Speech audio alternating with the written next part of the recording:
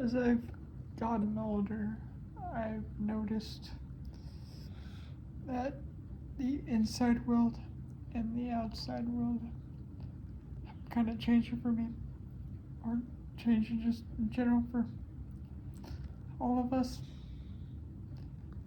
I don't mean to sound abstract or philosophical. In fact, I'm kind of trying to get away from that these days. Um, I noticed when I was young, um, video games were a huge escape for me, and um, they just helped me a lot just to get that dopamine. And I didn't really care about much school. I just wanted to get home, space off, play video games, um, and with just had a simple life. Would always be kind of upset that I had only a half weekend because I had to go to church on Sunday. So, but yeah, so I would think, and with the video game industry and just everything in general, I mean, it just feels like it, it sucks. And then with everything going on in the world, it's like, I feel like I know I'm in a very peaceful place, but the world and nature, especially since 2020, everything's just been kind of crumbling and getting weirder and weirder. Um, the the non-dual stuff for me, the Advaita Vedanta, um, it did work for a while, and it, it, it is a way of seeing reality, and it is useful for lots of people, but at the end of the day, nobody really cares. Everybody's still living their separate lives, living in their lives getting to be their illusory separate self, and having their relationships, just not paying attention to what's going on around them much. I don't blame them because, they're busy, and I have a very unique circumstance. It's just, I don't want people to be nice to me. My wish for the world would be for people to be more silent and look within themselves, because then they would be able to understand themselves and slowly, gradually become a better person. I know for me, and for a lot of us, before we introspect, we have a lot of unconscious things that happen, unconscious reactions. And when we look inside or have terrifying marijuana or psychedelic experiences, it makes us really want to be kinder to people. But that's hard when, you you care for certain people and then they do something and it reinforces that sense of separation, and it reinforces the sense of separation, and the unconscious anger from childhood comes back, the sense of just anger and not feeling heard, and just wanting a connection or a part, like in IFS work. They talk about just different parts of the self, and I don't mean to identify with any specific thing, but I was watching um, an old lady. She only has like, I don't know, 100 subscribers, and she does non-dual videos, and she was talking about how science and evolution back in those days, they weren't, unless you were a crazy shaman. The world was real to them. The relationships were real. They were real. They weren't thinking about whether the self was an illusion or not. And I know that I have been using that to kind of um, run away from my trauma. And just because I mentioned in previous videos, I was raised Christian, so I had a proclivity to understand and just be really into deep philosophical stuff from growing up in church. And then I had a friend who opened me up to Alan Watts, Terrence McKenna, stuff like that, and I smoked a bunch of weed. And I've noticed, like, I've had panic attacks from weed, and that's a whole other story, but when you smoke weed and you get the hyperactive amygdala response, you come back, you still feel stoned, but you don't feel the stimulation or the sense. It's like peanut butter without the jelly. Just you feel those, stimulating thoughts, but they just feel nihilistic and you feel crazy, basically. And then everybody else is just living their normal lives, and it's hard to just have normal conversations with people. Growing up in a household that thought evolution was a lie made me not understand biology and not understand the fragility of the human experience. And I know there's lots of people that say that, and I know in science they're saying that consciousness is becoming more fundamental, but with my experience with CP and my traumas, like the brain, this stuff it feels like it's happening in the brain, and these traumas just can't rest in awareness. They have to be felt and be seen and be taken for as real. Or because then, if you don't do anything,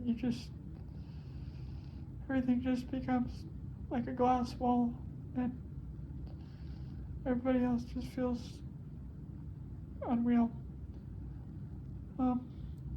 And with everything happening politically, I know I probably shouldn't be watching politics, but that's another thing I've been doing to kind of question the non-dual stuff, is seeing all the stuff happening in the world, and it just reminds me that technically, on one level, I am in a real world where things are happening, suffering is happening, and I'm just in my apartment, just chilling in my very peaceful place while the entire world is crumbling and becoming more artificial by the day.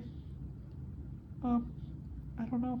I saw the movie Obsession, and I know that's really was kind of a PSA for a lot of us men out there. And I've been going through something like this for the past year and a half, and it's been destroying my psyche and causing just a bunch of mental pain. And I don't know how to get rid of it in a way that's satisfying, but it'll happen on its own, just like everything else does.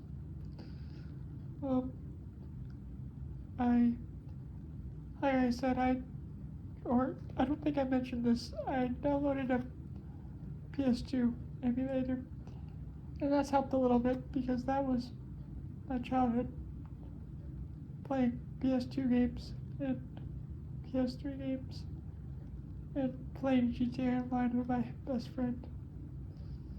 And now, I don't know, it's with GTA 6 and everything, it's like, yeah, there's a bunch of really bad business, um, anti-consumer stuff. But that game, I think, is going to surpass all expectations, and I'm really enjoying the hype as much as I can, because this may be the last really good game we get in a while. I think I don't know, my stand-up comedy has been getting better too, and I'm getting better at that, but there's a special type of depression that comes with that. I don't know how to describe it. It's like you like make fun of the universe, and the universe just laughs at you. And I don't know if I shared this in a previous video, but I share the same birthday as Albert Camus. So I don't know if that has to do anything with anything. I also got into shamanism, shamanic drumming. I was trying to use it to fall asleep and go in trance, but I accidentally caused time dilation. And time has gone by really, really slow, which can be really cool because you get more of an opportunity to be in the present moment, but then it can be kind of disorienting at the same time. And then I don't know, I have sleep meds, but sometimes it's hard to fall asleep because I know Alan Watts says you're under no obligation to be the same person you were 5 minutes ago. But sometimes it doesn't really feel like overthinking. It feels more like overlapping, where these different selves come at me at different points. And I feel like a completely different person all the time. As soon as I wish I could be the same person for 5 minutes. But I guess in this video, I've been pretty consistent for the last almost 12 minutes. I've mentioned this before, but you say, oh, yeah, ego death is so fun. But once you really have one, you realize that people really do take the separate self for granted. No matter how much suffering it causes, and no matter how much it, is kind of a mental game, like, it's what makes our relationships matter. It's what makes our thoughts and our lives matter. Even if there's a lot of false memories there, and we get stuck in the past, we still need it. I don't know. I've just been really, like I said, my family, or my dad in particular, was anti-evolution growing up. And so, but I'm like fascinated with prehistory, and I don't know, just identifying and remembering that I'm a primate really helps me to get away from all this abstract stuff. And yeah, we're just animals and with drives we don't understand. And yeah, I know for a lot of people, and I think the hardest thing is for me, is awakening. When people have a spiritual awakening, they feel connected with everyone and everything. And I feel connected with everything. But it almost feels terrifying because I know every little thing I do is part of everything else. And with the cerebral palsy, I have a lot of amazing friends. But growing up, it's not that I felt separate from them. It's like they made me feel separate because of my disability and the special ed classes and the I don't know, just the feeling of not being sure what other people thought or I remember, I know I'm rambling, but I had a friend. This is a really great illustration where I was in the hall and I said hi to him, and he just kind of looked at me and he said hi, and his friend said, you were kind of a dick to Justin, and he's like, oh, I had no idea, and now we're like best friends, and, and so I think that's a really funny illustration, but yeah, I just want to come on here and say how much I'm noticing how much the what's happening in the environment and what's happening in our world are kind of going together. And I've kind of had a really bad dark night of the soul day today. So I hope you enjoyed this video, and I'll hopefully come up with more ideas for videos in the future. Thank you.